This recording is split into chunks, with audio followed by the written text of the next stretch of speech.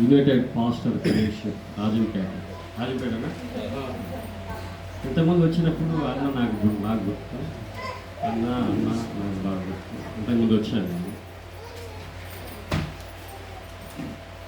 చిన్న ప్రార్థన చేసుకొని వాక్యం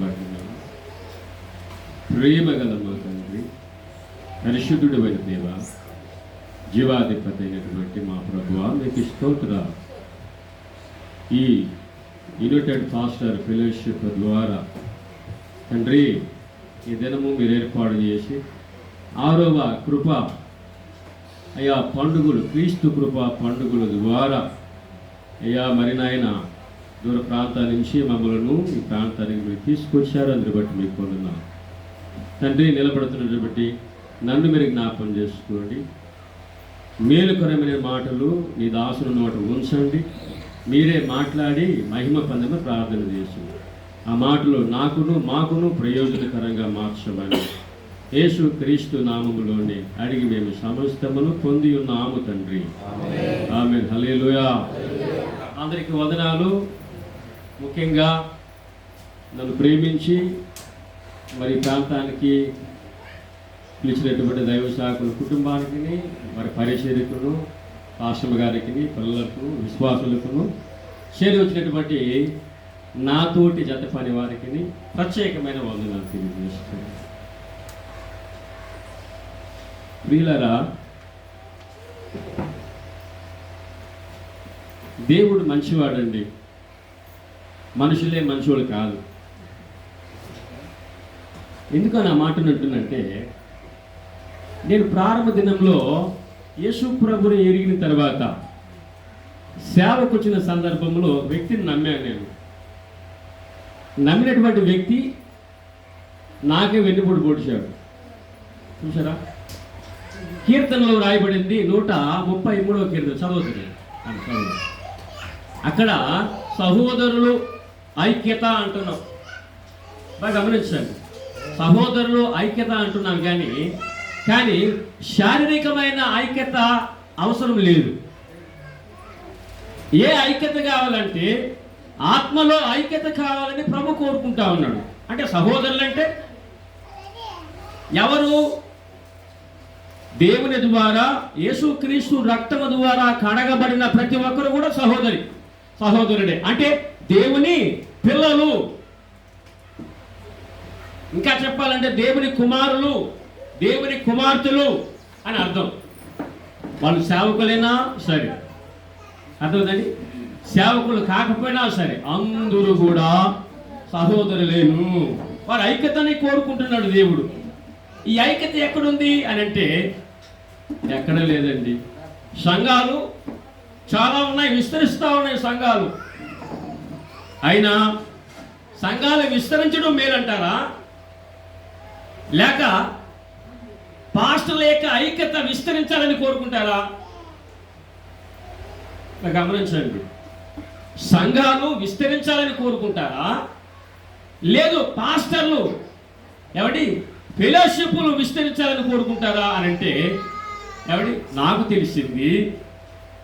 తెలిసింది పాస్టర్లందరూ ఒక్క తాటి మీద ఉంటే ఎవరైతే ఏకాత్మ కలిగి ప్రార్థన చేస్తారో వారి జీవితాలలో కూడా గొప్ప అద్భుతాలు జరిగిస్తాడు ప్రభు. ఎందుకు ఈ మాట చెప్తున్నానంటే, మా ప్రాంతంలో ఇప్పటికి 4 ఫెలోషిప్లు అయిపోయినాయి. ఎన్ని అయిపోయినాయి? 4 అయిపోయినాయి. కారణం ఏంటి? నాకంటే మీరు చాలా పెద్దవారు, సేవా పరిచయలు పెద్దవారు, సేవలో పెద్దవారు. అయినా మీకంటే నేను చిన్నవాడిని, నాకంటే పెద్దవాళ్ళు ఉన్నారు సేవకులు. ఒక మాట అడిగాను, అన్నా ఏమనుకోకుంటే ఒక చిన్న మాట అన్నా. ఏంటి బ్రదర్ చెప్పండి అన్నాడు. అన్నా, విశ్వాసులకు మనం చెప్తా ఉన్నాం ఏమని, మీరు గొడవలు వేసుకోకూడదు, రచ్చ వేసుకోకూడదు, ప్రేమ కలిగి ఉండాలి, సాత్వికమైన మనసు చూపించాలి, ఇలా చెప్తానే ఉన్నాం కదన్నా. సేవకులను పడిన వారు ఎక్కడన్నా తగ్గింపు అన్న. ప్రియమైన వారులారా, నన్ను క్షమించండి, ఒక మాట అన్నాను. ఏమన్నానంటే, అన్నా మన ప్రాంతంలో ఉన్నటువంటి దైవ సేవకులందరికీ దెయ్యం పట్టింది అని చెప్పాను. వాస్తవంగానే ఏమండి, ఆయన సీనియర్ పాస్టర్, ఆయన సీనియర్ పాస్టర్. ఏమండి, ప్రారంభంలో ఆయనే వచ్చాడు పాస్టర్, ఇంకెవరు లేరు పాస్టర్లు అనేవాడు ఆ ప్రాంతంలో, ఎవరు లేరు, ఆయనే వచ్చాడు. ఆయన తర్వాత ఇంకొక ఆయన వచ్చాడు, ఆయన తర్వాత ఇంకొక ఆయన వచ్చాడు. ఈ ముగ్గురులో సమాధానం లేదు, ఐక్యత లేదు, ఒకరంటే ఒకరు పడటం లేదు. ఏమండి, శారీరకంగా కలుస్తూ ఉన్నారే కానీ ఏమండి ఆత్మపరంగా దూరం అయిపోతా ఉన్నారు. హల్లెలూయా. ఏమండి, ఎందుకు అని అంటే ఏమండి, మీరు నన్ను క్షమించాలి, నేను ఆ మాట అన్నాను. ఆయన హాస్టల్కి దెయ్యం పట్టిందన్నా. ఎందుకనంటే తను తాను తగ్గించుకున్నవాడు హెచ్చింపబడునుగాక. మనమే చెప్తా ఉన్నాం దేవుని మాటలు. కానీ విశ్వాసులు బలపరుస్తూ ఉన్నాం. మనం ఎక్కడ బలపరచబడతా ఉన్నాం?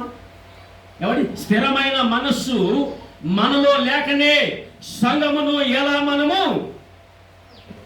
చెప్పండి, ఎలా సంఘాన్ని మనము కాయగలము? కాస్తామా? కాయలేము. ఎందుకనంటే మనకే తగ్గింపు లేకపోతే ఆ సేవకుడు అంటే నాకు పడదు, ఈ సేవకుడు అంటే నాకు పడదు, ఆయనతో నేను మాట్లాడు, ఈయనతో నేను మాట్లాడు అని అంటే వారిలో దైవాత్మ లేదు కనుకనే వారు అలా ఉన్నారు. దైవాత్మ ఉంటే తన్ను తాను తగ్గించుకుంటాడు. యేసుక్రీస్తు దేవుడు కూడా సిలువలో సిలువలో కొట్టక ముందు సిలువ మాను లాక్కొనబోతున్న సందర్భంలో అందరూ కొడతా ఉన్నారు యేసు ప్రభుని, అందరూ కొడతా ఉన్నారు, అందరూ ఉమ్మూస్తా ఉన్నారు, పిడుగుతులు గుద్దుతా ఉన్నారు. కానీ యేసు ప్రభువులో ఒక్కరవ కూడా వారి మీద కక్షనే లేదు. ఈనాడు సేవకులన్న అనబడిన మనందరికీ కూడా కక్షలు ఉన్నాయి. ఇంతకుముందు అన్న ఒక మాట మాట్లాడు, పిలిచిన వాడు నమ్మదగిన దేవుడు. ప్రారంభంలో ఉన్నటువంటి ఆ పిలుపు ఏమిటి? ఆ పిలుపు ఏమైపోయింది? ఈరోజు బట్టలు వేసుకుంటాడు. ప్రారంభంలో ప్రియమైన వాళ్ళారా, మా అమ్మ యేసు ప్రభుని ఎరగక మునుపు నేను 5వ క్లాస్ చదువుకుంటున్నాను. 5వ క్లాసు మా అమ్మ కూరగాయలండి, అర్థమైంది. కూరగాయలు అమ్మిన తర్వాత నాకు ఒక డ్రాయరు బన్నీని తీసుకొచ్చి ఇచ్చింది. అవి వేసుకున్నాను నేను, చిరిగిపోయినాయి. మా అమ్మ నా సాయి చూసి కళ్ళల్లో నీళ్ళు తిరుగుతా ఉన్నాయి. కూరగాయలన్నీ నా పిల్లలను పోషిస్తుంటా ఉన్నాను, అయినా నెమ్మది లేదు, సమాధానం లేదా. ఒక చెప్పారన్నమాట, అమ్మా నీకు మంచి బట్టలు కావాలంటే నేరేడు పండ్లు ఉంటుంది తెలుసా? ఈ పక్క ఏమంటారు తెలియదు కానీ మా పక్క నేరేడు పండ్లు అంటారు. అవి అమ్మినామంటే మంచి డబ్బులు వస్తాయి అని నేను చెప్పాను మా అమ్మకి. అప్పుడు మా అమ్మ నెత్తి మీద పెట్టుకునే గంప నెల్లూరు ప్రాంతానికి వెళ్ళేది. అక్కడ మార్కెట్లు వేసి పాత బట్టలు అమ్మే స్థలంలోకి వెళ్ళి మా అమ్మ నాకు ఒక ప్యాంటు ఒక షర్ట్ తెచ్చింది. నాకు బాగా జ్ఞాపకం. అవి వేసుకున్న తర్వాత ఆమె కళ్ళలో బహు ఆనందం కనిపిస్తూ ఉంది ఆమెకి. నేను వేసుకొని ఎగరుతా ఉంటే, పరిగెడతా ఉంటే నేను చక్కగా కూర్చొని చదువుకుంటా ఉంటే ఆమె ఎంతో ఆనందిస్తూ ఉంది. నాయన హల్లెలూయా. నేను యేసుక్రీస్తును నా సొంత రక్షకుడుగా నేను అంగీకరించాను.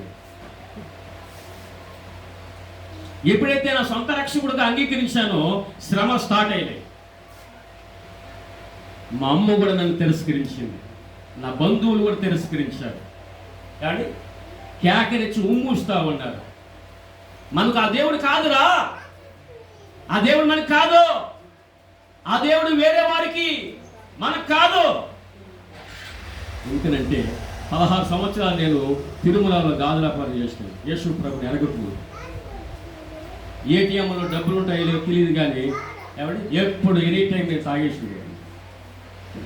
తాగేసి గొడవలకు వెళుతూ కొట్లాడుకొని నేను కొట్టించుకొని పోలీసుల దగ్గర ఈ విధమైనటువంటి నా జీవితాన్ని ప్రభువైన యేసుక్రీస్తు మార్చాడండి. ఆయన నమ్మదగిన దేవుడు. హల్లెలూయా. ఆయన నమ్మదగిన దేవుడు. నమ్మకమైన వారిని పిలుస్తా ఉన్నాడు ప్రభు.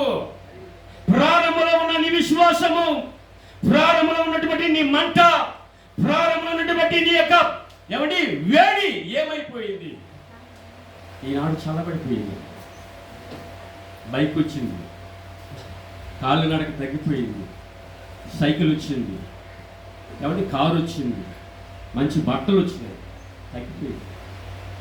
మంట తగ్గిపోయింది, వేడి తగ్గిపోయింది, వెలిగించడం తగ్గిపోయింది, మండించడం తగ్గిపోయింది. హల్లెలూయా.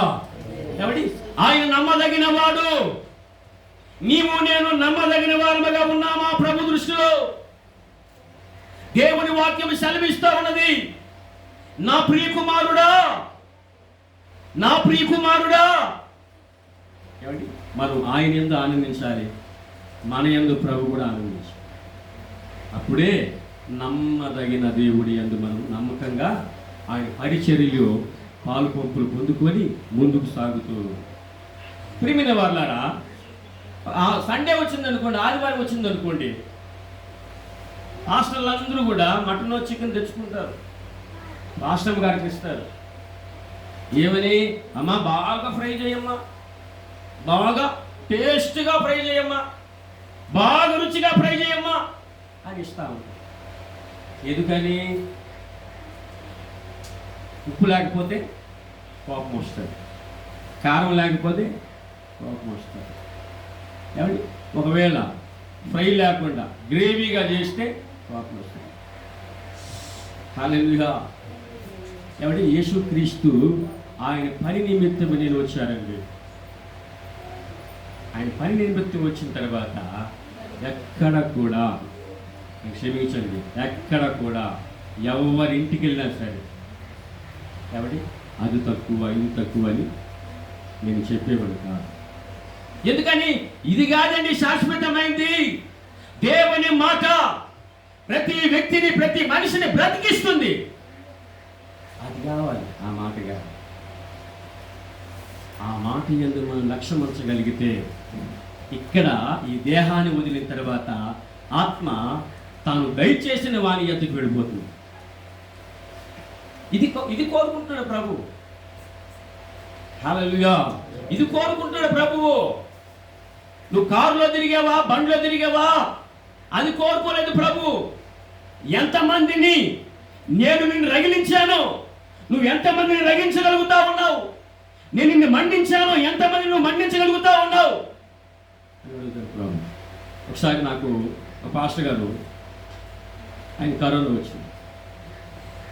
మేమందరం ప్రార్థన చేసాం, ప్రభువా సీనియర్ పాస్టర్ చచ్చిపోబోతున్నాడు, పల్స్ రేటు తగ్గిపోయింది, బీపీ ఎక్కువైపోయింది, షుగర్ ఎక్కువైపోయింది, లేచిపోతాడంట అని అంటే ఉపవాసాలు ఉండి ప్రార్థన చేసినాం.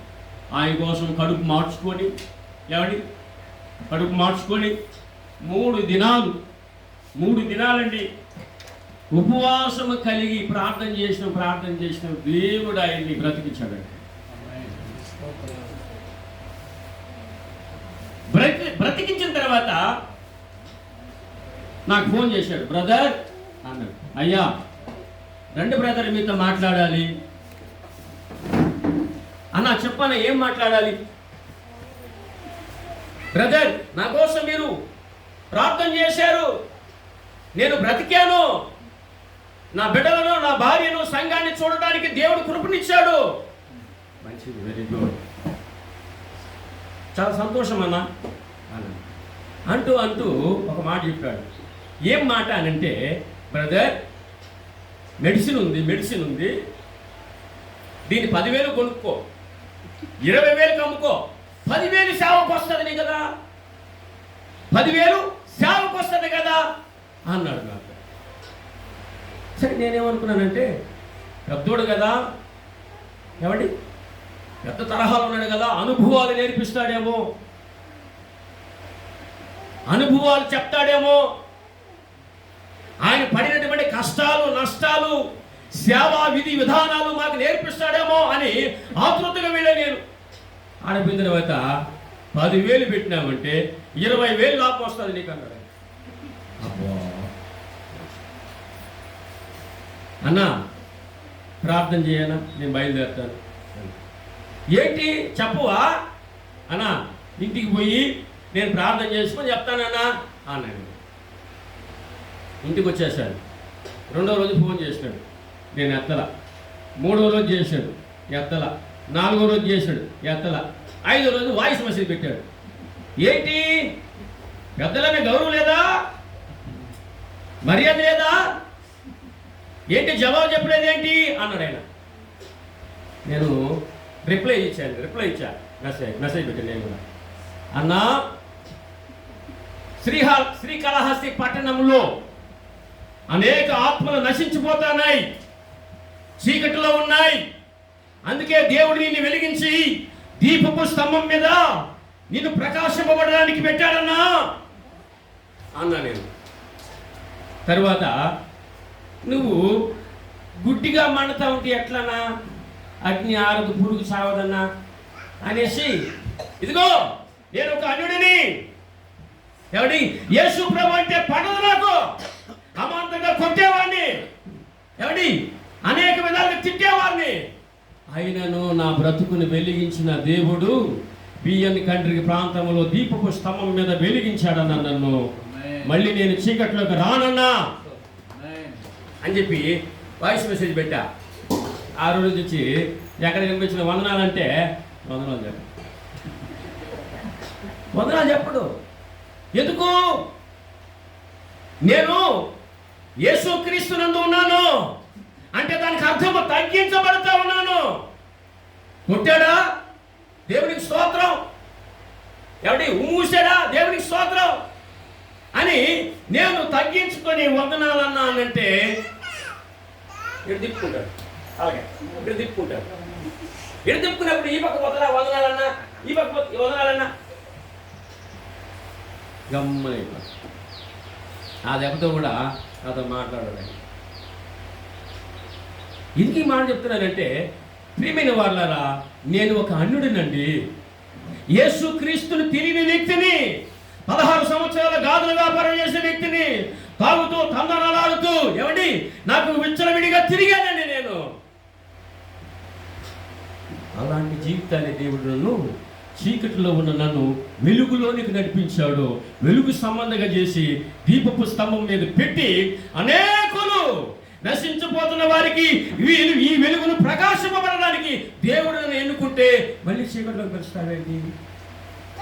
ఏమండి, యేసుక్రీస్తుని ఎరిగిన తర్వాత గవర్నమెంట్ హాస్పిటల్లో నాకు ఉద్యోగం వచ్చింది.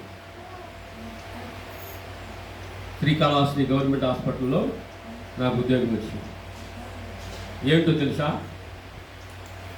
పోస్ట్ మార్టం చేయడానికి, శవాలను కోయడానికి ఉద్యోగం వచ్చింది.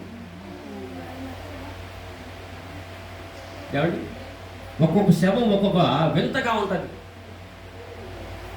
కళ్ళు తెరుచుకొని చచ్చిపోయే కొంతమంది, నాలుక బయట తీసుకుంటే చచ్చిపోయే కొంతమంది. అంటే నాలుక ఎందుకు వస్తుంది అంటే హ్యాంగింగ్ చేసుకుంటే, ఊరేసుకుంటే నాలుక బయట వస్తుంది. కళ్ళు తేలగలు వేస్తారు. రకరకాలుగా ఈ చేతులతో ఎన్నో శవాలు కోసాడండి. నాట్ ఆల్కహాల్, దేవుని స్తుతించడమే. హల్లెలూయా. నాతో ఉన్న కొలిక్స్ అంతా కూడా తాగుతారు. నాతో ఉన్న కొలిక్స్ అంతా తాగుతారు, సిగరెట్ తాగుతారు, మందు తాగుతారు, ఆన్స్ వేస్తారు, పాన్ పరాకేస్తారు. అవన్నీ అలవాట్లు నాకు యేసు ప్రభుని ఎరగక ముందు ఉన్నాయి. యేసుని ఎరిగిన తర్వాత ఆయన నా రక్షకుడు, పిలిచిన వారు నమ్మదగినది. హల్లెలూయా. ఏమండి, నా సాక్ష్యము చాలా పెద్దదండి. చెప్పాలంటే 1 అవర్ పడుతుంది నా సాక్ష్యం. ఎందుకంటే నేను ఆ విధంగా ఉన్నాను. కనీసము ఇలాగ కూడా ఈ ఆకారం లేనివాడిని నేను. ఈ ఆకారం లేనివాడిని. 20 వరకు నాకు పంకు ఉంటుంది, జుట్టు ఉంటుంది. ఎప్పుడు నమలుతా ఉండేవాడిని. పాన్ పరాకు, ఆమ్స్, మావాలు, కిళ్ళీలు ఇవన్నీ నమలుతా ఉండేవి. అలాంటి జీవితంలో నుండి ప్రభు నన్ను తప్పిస్తే, ఏమండి 10,000కి మెడిసిన్ తీసుకుంటే 20,000కి అమ్మతావు బ్రదర్ అన్నాడు. మళ్ళీ ఎవరి ద్వారా అపవాది పిలుస్తా ఉన్నాడు? ఒక సేవకుని ద్వారా అపవాది పిలుస్తా ఉన్నాడు. అంటే అతనిలో దైవాత్మ లేదు. దేవునాత్మ ఉంటే ప్రోత్సహిస్తాడు. బ్రదర్, సేవ ఇలా చేయాలి, ఇలా మెలకువలు తెలుసుకో, బహుబలంగా సేవ చేయి. ఇదిగో నేను నీకు సపోర్ట్గా నిలబడతాను. ఎవరి సపోర్ట్ అంటే నిధుల మేళగా నా ప్రార్థన సపోర్ట్ నీకు అవసరం ఏమిటంటే హల్లెలూయా. సేవకులు అంటే నాకు చాలా ప్రేమ. సేవకు వచ్చిన తర్వాత వేసుకోవడానికి బట్టలు లేవు. నా కూతురు నా కొడుకు ఫస్ట్ క్లాస్, నా కొడుకు యూకేజీ. అప్పుడు వచ్చేసాను ఈ సేవకు 2014. సహోదరులు ఒక ఆయన పిలిచాడు నన్ను. ఏమని పిలిచాడంటే, ఒక దగ్గర మీటింగ్ ఉంది వస్తావా అన్నాడు. వస్తానన్నా. అక్కడ బట్టలు ఇస్తారు. నేను ప్రార్థన చేసిన, ప్రభా నా పిల్లలకు క్రిస్మస్కైనా సరే బట్టలు కుట్టించాలి ప్రభా. చేతిలో చిల్లి గవ్వ కూడా లేదు నాయన. ప్రార్థన చేసుకుంటే ఆ బ్రదర్ వచ్చి పిలిచాడు. పిలిచిన తర్వాత వెళ్ళాడు. అదే బట్టలు, అక్కడిచ్చిన బట్టలు, నేను క్షమించండి ఈ మాట అంటున్నాను, అక్కడిచ్చిన బట్టలు చిరిగిపోయినాయండి. 2 రోజులకి చిరిగిపోయినాయండి. కుట్టి చేసిన తర్వాత నాసిరకమైన బట్టలు ఇచ్చారండి. ఇంటికి వచ్చి ఏడ్చాడు, ప్రభా నేను ఇంకెప్పుడు వెళ్ళను ప్రభా, గుడ్డలంటే తీసుకోను ప్రభా, ఒకవేళ నిశ్చితమైతే నన్ను ఇచ్చేవాడికి చేయలేను, నన్ను ఇచ్చేవాడికి చేయలేనా. హల్లెలూయా. ఇచ్చేవాడిగా కాదు, ఎవడి సేవకులు, ఎవడి వాడు మంచి భోజన పదార్థాలు పెట్టాలి బ్రహ్మ అని కూడా ప్రార్థన చేసేవాడు. హల్లెలూయా. ఎవడి చాలా కష్టతరమైంది సేవ అన్న చెప్పినటువంటి సంగతులు మళ్ళీ నేను రిపీట్ చేస్తున్నాను. సేవ అనేది చాలా కష్టమైనది, ఆషామాషైన పని కాదు, అది తిరిగే పని కాదు. ఎవడి గాడిద వలె యేసుక్రీస్తు వారిని మోయాలి. అప్పుడే ఫలభరితమైన సేవ దేవుడు మనకి ఇస్తాడు. హల్లెలూయా. ఫలభరితమైన సేవ దేవుడికి మనకి ఇస్తాడు. ఆరంభము కంటే ముగింపు శ్రేష్టమైనది, నిలకడలేక ఎంతకాలం, నిలకడలేక ఎంతకాలం. ఆరంభము కంటే ముగింపు శ్రేష్టమైనది, నిలకడలేక ఎంతకాలం, నిలకడలేక ఎంతకాలం. గురిలేని పయనం దరి చేరకుంటే పొందేదెలా జీవ కిరీటం, పొందేదెలా జీవ కిరీటం. అంజూరపు చెట్టు అకాల ఫలములు పక్వానికి రాక రాల్చుచున్నవి, సిద్ధెలో నూనె లేక ఆరుచున్నది, పరిశుద్ధత లేక ఆత్మదీపము.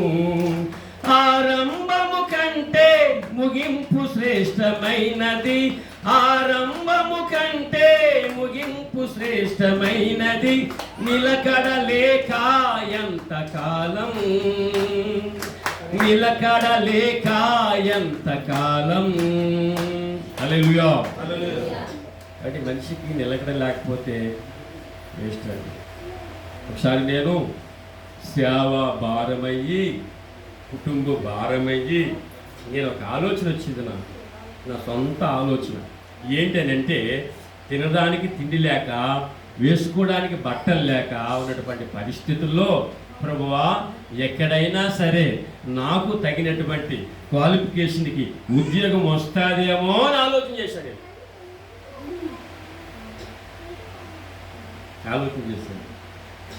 ఏమండి, ఇదే సందర్భంలో నేను ప్రార్థన చేస్తే ప్రభు అన్న మాట ఏంటంటే ఈ శ్రమలకు సొమ్మసిల్లడానికి, ఏమండి ఈ శ్రమలకు నీవు సొమ్మసిల్లిపోతా ఉన్నది. కొద్దిపాటి శ్రమలకు, ఈ కొద్దిపాటి శ్రమలకు బాధపడతా ఉండేదే నీకోసం నేను కలువరిగిరి సిలువలో వేలాడబడ్డాను, నా రక్తమంతా కూడా నీ కొరకే నేను కార్చాలని ప్రభు స్వరం నాకు వినిపించిన తర్వాత, ప్రభు నన్ను క్షమించిన ఆయన. చూస్తే చిన్నపిల్లలు వేసుకోవడానికి బట్టలు లేవు, తినడానికి తిండి లేదు, ఉండడానికి ఇల్లు లేదు, బాడు ఇల్లు కట్టడానికి బాడు కూడా అతి కష్టమై. హల్లెలూయా. కాబట్టి చాలా కష్టతరమైన దేవుని పని. ఇంతకుముందు చెప్పాను మీకు, మాంసము ఏదో ఒకటి తీసుకొస్తే దాన్ని బాగా ఫ్రై చేయకపోతే మనకు ఇష్టం ఉండదు తినడానికి. యేసుక్రీస్తునందు ఆయనకు మనం ఫ్రై కాకపోతే ఆయన ఎలాగ స్వీకరించబడతాడు? ఫ్రై కావాలి. నీవు నేను యేసుక్రీస్తునకు ఫ్రై అయితే ఆయన చక్కగా తినగలుగుతాడు. ఫ్రై కాకనే ప్రభువా, ఫ్రై కాకనే తిన్నైనా అని అంటే ఆయన ఎలా తినగలుగుతాడు? చక్కగా ఫ్రై అవ్వాలి. మాంసము బాగా రోస్ట్ అయితేనే తినగలుగుతాం, కానీ రోస్ట్ కాకపోతే తినలేము. దాని మీద ఉన్నటువంటి ఆశ కూడా నిరాశ అయిపోతుంది. అదే యేసుక్రీస్తునకు మనము బాగా రోస్ట్ కాకపోతే ఆయనకు కూడా నిరాశ కలుగుతుంది. రోస్ట్ అంటే ఏంటో తెలుసా? రోస్ట్ అంటే ఏంటో తెలుసా? వెలిగించబడ్డ మనము ఇతరులను వెలిగించడము. వెలిగించబడ్డ మనము ఇతరులను వెలిగించడము, దానిని ఫాలో అవ్వాలి. అనుసరించగలిగితే పరిశుద్ధాత్ముడు మనలో ఉండి నడిపించగలుగుతూ ఉంటాడు ప్రభు. హల్లెలూయా. 133వ కీర్తనలో సహోదరులు ఐక్యత కలిగి నివసించుట, ఆహా ఎంత మేలు, ఎంతో. అంచేత మనందరము కూడా యేసుక్రీస్తు కుమారులము కుమార్తెలము. మనలో భేదాభిప్రాయాలు ఉన్నప్పుడు, భేదాభిప్రాయాలు ఉన్నాయంటే వారు దేవుని యందు లేనివారు. దేవుని యందు లేనివారు. భేదాభిప్రాయాలు లేకుండా నేను సహోదరుడు, మేమందరం కూడా ప్రభువైన యేసుక్రీస్తు రక్తము ద్వారా కడగబడినటువంటి వారమే, ఒక్క కుటుంబకులము. అంటే ఏ కుటుంబం అంటే పరలోకపు కుటుంబము. సేవకుల కులం లేదు. చాలా మంది ఒక ప్రాంతానికి వెళ్ళాను, గుంటూరు ప్రాంతానికి వెళ్తే అక్కడ గుంటూరు ప్రాంతానికి వెళ్ళి మధ్య వెళితే ఆడ కమ్మవారికి ఒక సంఘము, బలిజి వారికి ఒక సంఘము, మాల వారికి ఒక సంఘము, మాదిగ వారికి ఒక సంఘము, యానాది వారికి ఒక సంఘం. చూసారా? అంటే చూసారా? కమ్మవారికి ఒక సంఘం, యానాది వారికి ఒక సంఘం, మాదిగ వారికి ఒక సంఘం, మాల వారికి ఒక సంఘం. యేసుప్రభు చెప్పాడా? యేసుప్రభు చెప్పాడా ఏమైనా? మరి ఎందుకు ఈ మాట రాయబడింది? సహోదరులు ఐక్యత కలిగి నివసించడం ఎంత మేలు. మేలు అనేది పరలోకములో దాచి ఉంచబడి ఉన్నది. భూమి మీద కాదు, పరలోకములో దాచి ఉంచబడింది. ఎవరికంటే సహోదరులకు మాత్రమే. ఇక్కడ ఎవరైతే రోస్ట్ అయినారో అక్కడ ప్రభుకి నమ్మదగిన వారిగా మార్చబడతారు ఈ భూమి మీద. అంచేత యేసుక్రీస్తునందు ఉన్నవారికి ఏ కులం లేదండి. అంచేత మా తల్లిదండ్రులు అన్నారు, మనకు దేవుడు కాదురా, మన దేవుడు ఆ దేవుడు కాదురా, ఆ దేవుడు ఆ దేవుడురా అని అంటే నేను అన్నాను, యేసుక్రీస్తు నిజమైన దేవుడని నా నోటితో నా హృదయానుసారంగా ఒప్పుకున్నాను. నా పాత జీవితం అంతా కూడా తీసివేసి క్రొత్త జీవితం దేవుడు నాకు అనుగ్రహించి మా అమ్మ కూడా దూరం. నేను ఇప్పుడు ప్రభుని నమ్మాను, మా అమ్మ అయ్యప్ప మాలేసేసి. చూసారా? అయ్యప్ప మాలేసేసి ఏం చేయాలా? పెద్దోళ్ళు అంటే ఏమంటారు?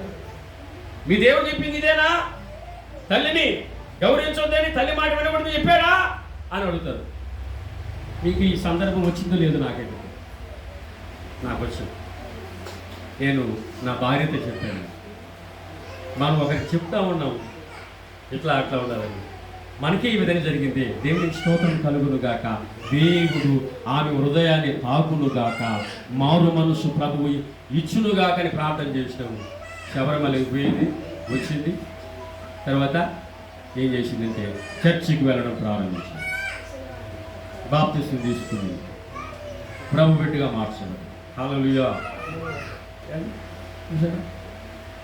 పోరాటం ఎక్కడుంది? ఇంట్లోనే ప్రారంభమైంది.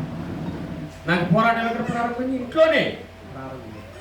అంచేత ఏమండి, ఆ పోరాటములో ప్రభువే విజయాన్ని సమకూర్చాడు. ప్రభు విరిగి నలిగిన మనస్సుతో ప్రభుతో గడిపితే చాలు, ఆ ప్రభువు ఆ మనవిని ఖచ్చితంగా ఆలకిస్తాడు. అందుకే ప్రభు అంటాడు, నీవు నాకు మొర్ర పెట్టుము. ఇర్మియా 33:3, నీవు నాకు మొర్ర పెట్టుము, నేను నీకు ఆయన ఇచ్చే దేవుడు అండి. ఇవ్వకుండా ఎవడి ఆగిపోయేవాడు కాదు. ఆగిపోయేవాడు ఎవరంటే దేవుని ప్రజలని అనిపించుకున్నవారు, అనబడిన వారు.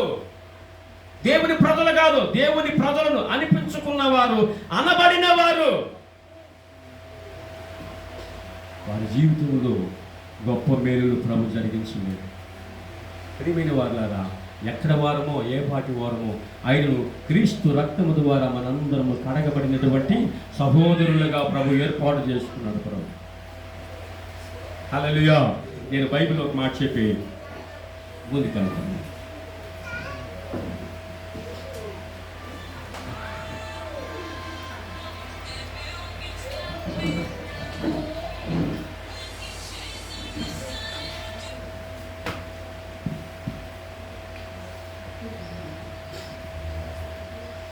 అపోస్తలుడైన పౌలు గారు కొరింథీయులకు రాసినటువంటి మొదటి పత్రిక. అపోస్తలుడైన పౌలు గారు కొరింథీయులకు రాసినటువంటి మొదటి పత్రిక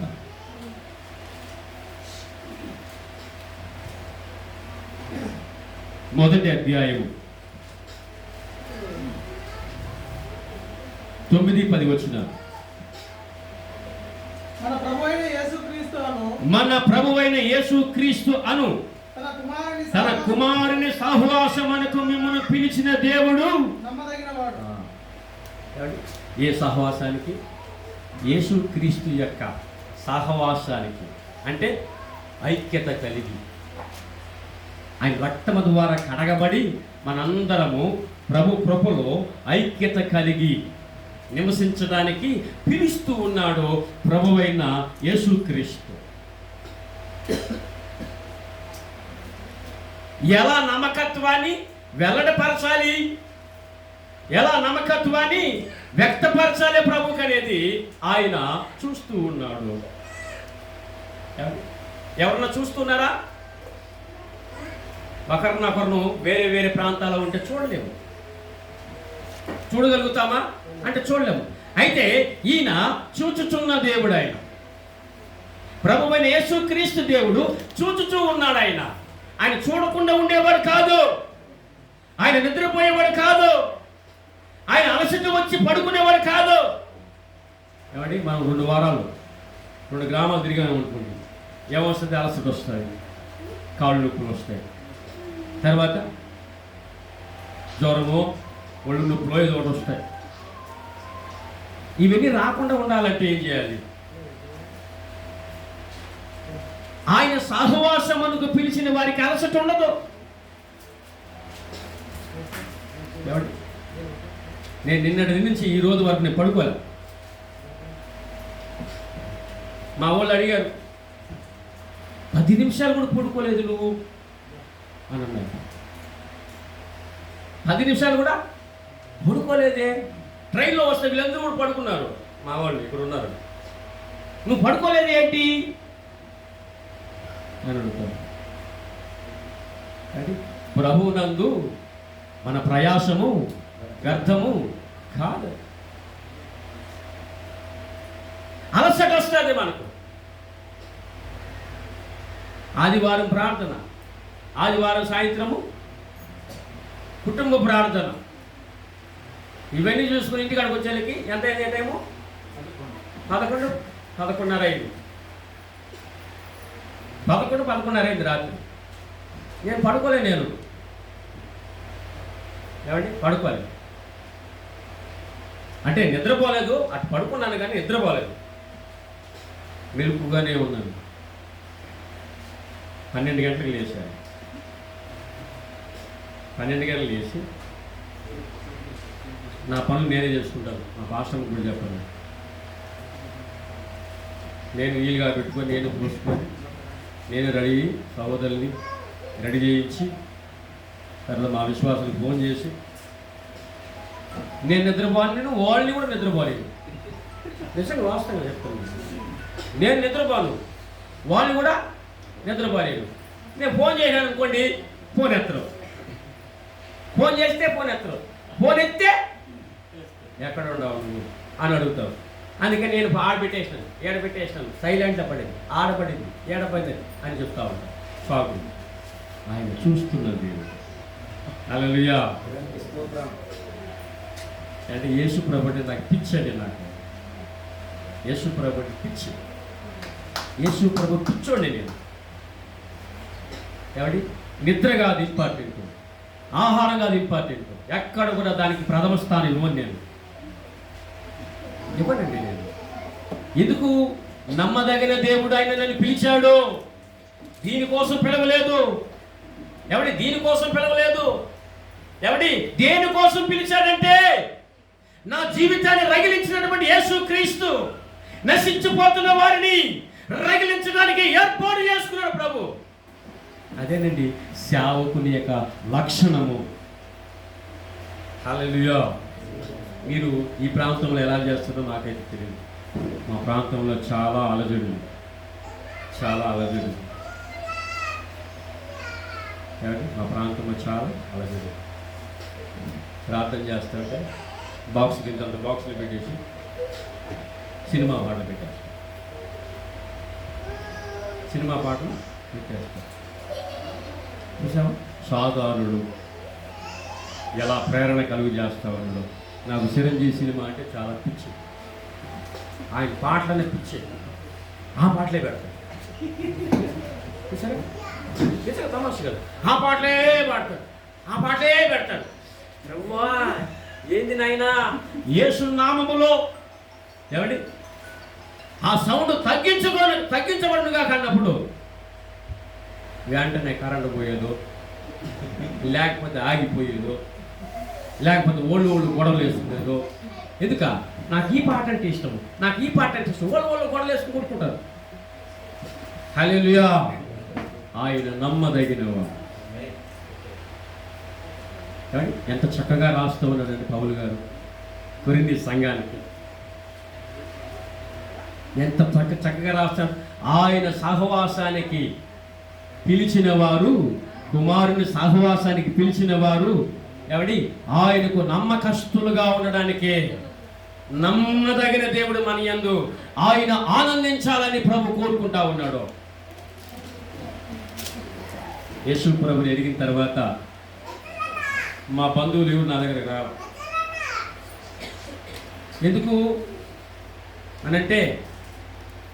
ఎందుకనంటే ఏదో సహాయం చేయాలని, సహాయం చేయాల్సి వస్తుందని రాదు. కనీసం మా అమ్మ కూడా రాలమ్మా.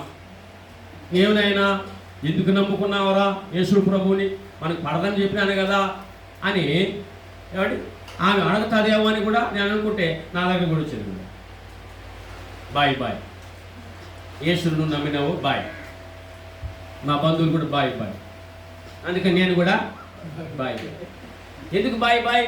వాళ్ళు సస్తే పోవాలా, వాళ్ళకి రేవు వేయాలా, పెళ్ళి అయితే పోవాలా. ఎవడి ఈయన ఎరిగినా పోవాలా. దేవా నాకు మంచి పని చేస్తాను, రేపు అవసరం లేదు, వాళ్ళు చచ్చినా నాకు ఫోన్ చేయరు, అదే పెళ్ళి అయినా ఫోన్ చేయరు, ఏ జరిగినా ఫోన్ చేయరు.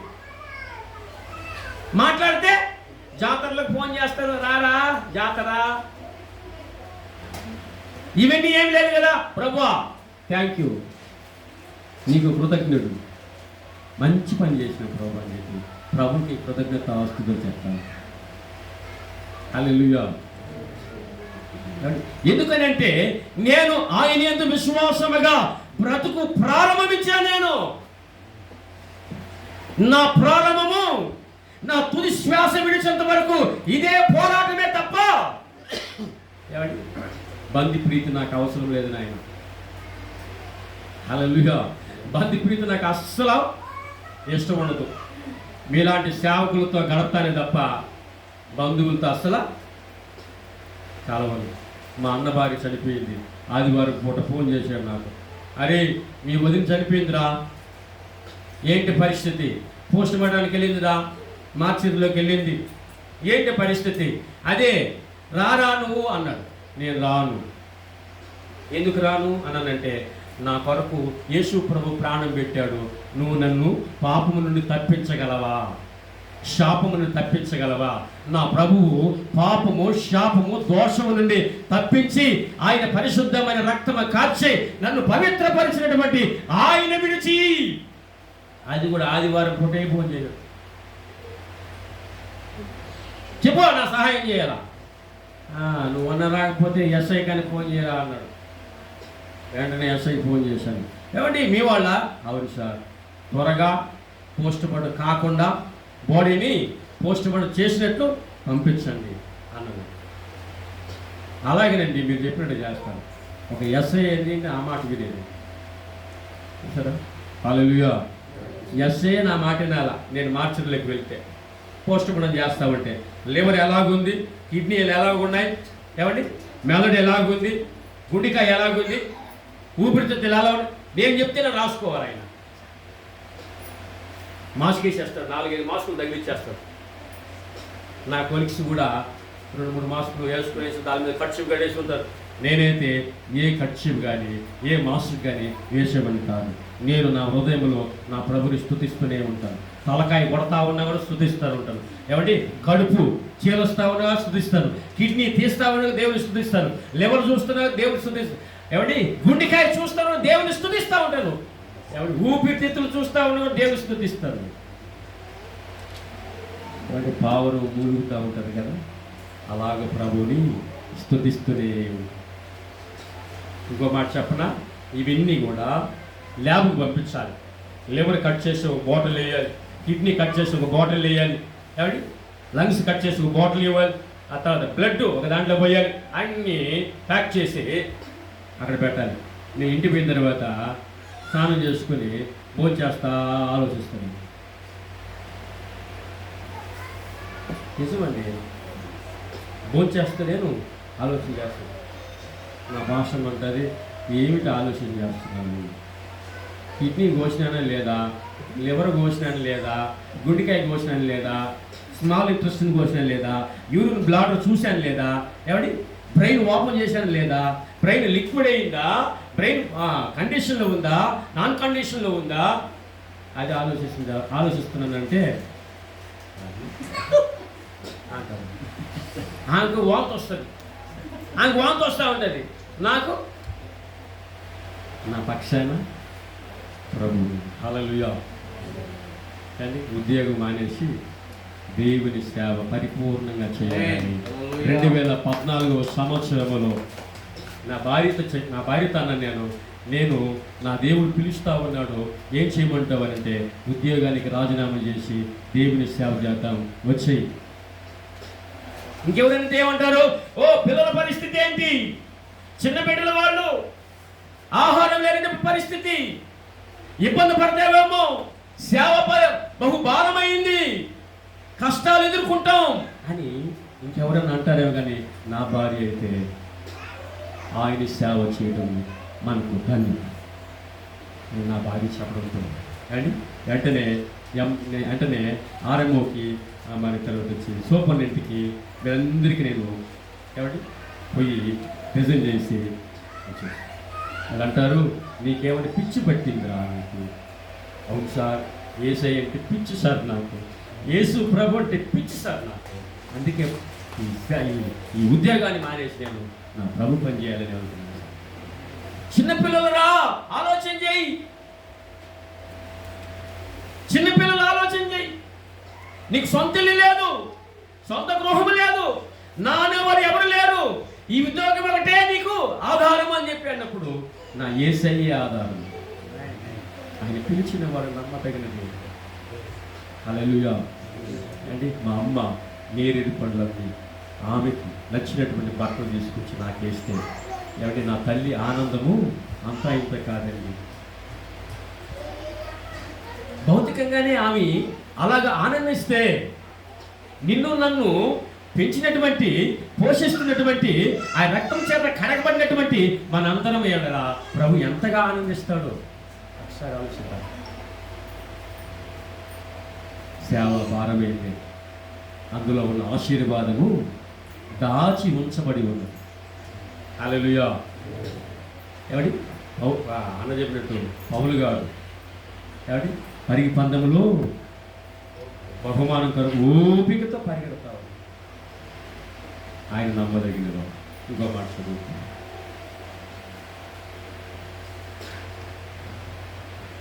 దేవుని నామానికి మహిమ కలుగు. యోహాను సువార్త 16వ అధ్యాయము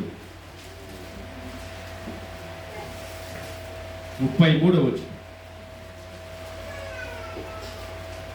నా యందు మీకు సమాధానం కలిగినట్లు ఈ మాటలు మీతో చెప్తున్నాను. లోకంలో మీకు శ్రమ కలుగును, అయినను ధైర్యం తెచ్చుకుని నేను లోకమును జయించి ఉన్నానని. హల్లెలూయా. ఏమండి? నా యందు మీకు సమాధానం కలుగును, ఈ మాటలు మీతో చెప్పుచూ ఉన్నాను. లోకములో మీకు శ్రమ కలుగును. ఆగాలి అక్కడ. లోకములో మీకు శ్రమ కలుగును. ఏమంటాడు మళ్ళీ? ఆయనను నేను లోకమును జయించి ఉన్నాను. జయించిన వారి ఎంతమంది ఉంటే ఏమండి ఆయన పిల్లలుగా, ఆయన పేరు పెట్టబడిన వారుగా, ఏమంటే ఆయన కుమారులుగా అనబడిన వారుగా, ఆయన రక్తము చేత కడగబడిన వారుగా మనం ఆయన ఏది ఉంటే మనము కూడా లోకములో ఏమిటి శ్రమలన్నిటిని కూడా జయించగలిగే శక్తి దేవుడు మనకిస్తాడు. హల్లెలూయా. ఆ శక్తి దేవుడు మనకిస్తాడు ఖచ్చితంగా ప్రభు. కనుకనే సమాధానం అనేది సేవలో కొన్ని సందర్భాలు ఉండకపోవచ్చు. నెమ్మది అనేది సేవలో కొన్ని సందర్భాలు ఉండకపోవచ్చు. ఏమండి? సేవలో ఆహారం ఉండకపోవచ్చు, సేవలో వస్త్రాలు ఉండకపోవచ్చు. ఏమండి? సేవలో నా అనుకునే వాళ్ళందరూ కూడా అవమానకరంగా మాట్లాడవచ్చు. ఆయనను దేవుడు లోకమును జయించి ఆయన యందు నిలిచిన వారిలో ఏమండి వారు కూడా ప్రభు దృష్టిలో ఉన్నారు కాబట్టి ప్రభువు ఆయన ఎంత మాత్రము విడిచిపెట్టేవాడు కాదు. మిమ్మల్ని అనాథలుగా వదిలిపెట్టను, మీరు దాస్యమి కింద ఉండరు, మీకు దత్తపుత్రాత్మ నేను అనుగ్రహిస్తాను కనుక మీరు భయపడకండి, జడేకుడి, నేను మీకు తోడై ఉన్నాను, మీకు సమాధానము నెమ్మదిని సదాకాలం నేను మీకు దయచేస్తాను. ప్రభు సెలవిస్తాను. హల్లెలూయా. ఇంకో మాట చదువుకుందాం. యెషయా గ్రంథము 14వ అధ్యాయం. హోషేయ గ్రంథము 14వ అధ్యాయం 6వ వచనం. అతని కొమ్మలు విశాలముగా పెరుగును, ఒలీవ చెట్టునకు కలిగినంత సౌందర్యము అతనికి కలుగును. లెబానోనుకు ఎవడి లెబానోనుకున్నటువంటి సువాసన అతనికి. ఏ సువాసన అంటే ఆత్మలో సువాసన, విశ్వాసములో సువాసన, పరిశుద్ధతలో సువాసన, నీతిలో సువాసన, ప్రేమలో సువాసన కలిగి ఉండడము నేర్చుకున్న వారిలోనే పరిశుద్ధాత్ముడు. ఏమండి? ఆ పరిశుద్ధాత్మునికి ఆ దేహము ఆలయమై ఉంటుంది. ఈ సువాసన లేకపోతే మరొక సువాసన వస్తుంది. లోకములో ఉన్న సువాసన వస్తుంది, అలసట అనే సువాసన వస్తుంది, ఏమండి కాళ్ళు నొప్పులనే సువాసన వస్తుంది, షుగర్ అనే సువాసన వస్తుంది, ఏమండి బీపీ అనే సువాసన వస్తుంది, ఏమండి తలనొప్పి అనే సువాసన వస్తుంది. ఇవన్నీ పోవాలంటే యేసయ్యకు ఈ దేహము నిలయమై ఉంటే ఈ సువాసనలన్నీ నా ప్రభువైన యేసుక్రీస్తు పుట్టివేయబడును గాక. హల్లెలూయా. మనలో పరిశుద్ధత అనే సువాస కావాలి, నీతి అనే సువాసన కావాలి, విశ్వాస అనే సువాసన కావాలి, ఏమండి ప్రేమ అనే సువాసన కావాలి. ఈ సువాసన కలిగి ఉన్న వారిలో ఏమండి యేసుక్రీస్తు వారికి సదాకాలము తోడి ఉంటాడు.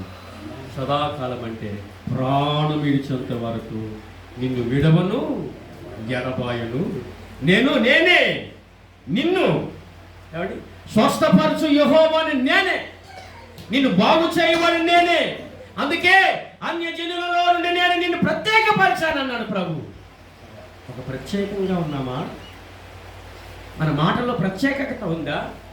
మన చూపులో ప్రత్యేకత ఉన్నదా? మన భాషలో ప్రత్యేకత ఉన్నదా? మన నడవడికలో ప్రత్యేకత ఉన్నదా? ఏమండి మన క్రియలలో ప్రత్యేకత ఉన్నదా? ప్రత్యేకింపబడిన వాడు సాతానుకు బందీగా మారడు. ఎన్ని శ్రమలైనా సరే, లోకములో ఏమండి శ్రమలు ఎదురొచ్చినా సరే, ఆయన ఏమండి లోకములో ఉన్న శ్రమలన్నింటినీ పుట్టివేయబడటానికి సిద్ధంగా ఉన్నాడు. యేసుక్రీస్తు నీ పక్షాన నిలిచి ఉన్నవాడు బలమైన దేవుడు.